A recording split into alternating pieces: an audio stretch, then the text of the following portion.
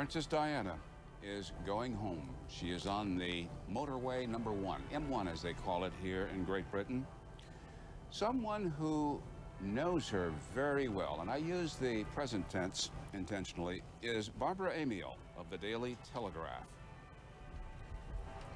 You said as you sat down that there is a difference in the way generations mourn.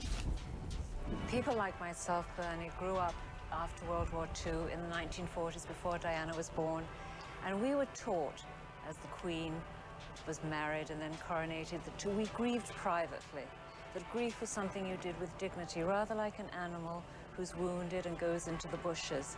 And there's been a lot of criticism, particularly among the younger people in England, who felt that the royal family didn't express their grief publicly enough. And it was simply, it's a generational difference in how to cope with something very, very tragic.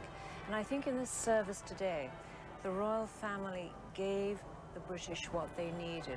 They gave people like me that feeling of privacy, dignity, and splendor in Westminster Abbey.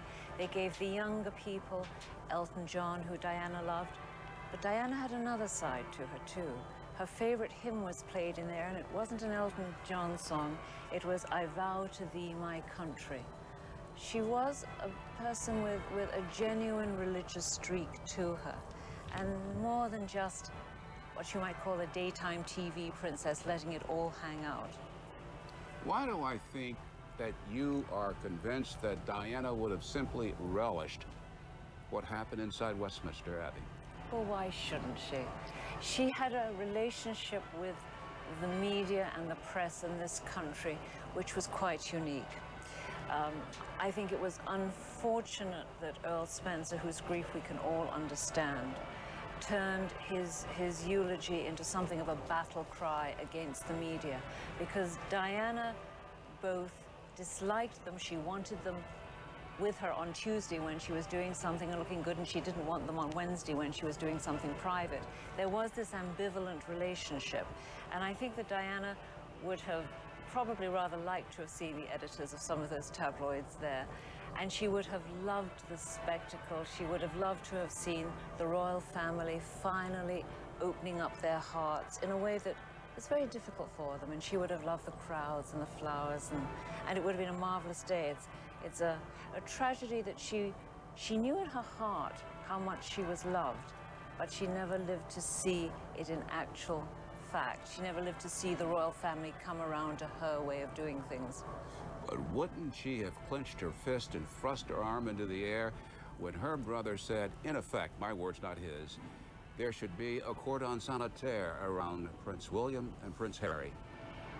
Paparazzi away. I think that she was a devoted and a very good mother.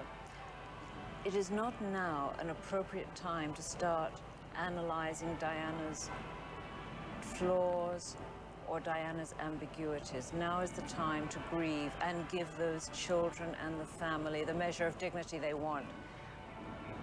But I think that she would have had a very ambiguous relationship with the paparazzi and her children.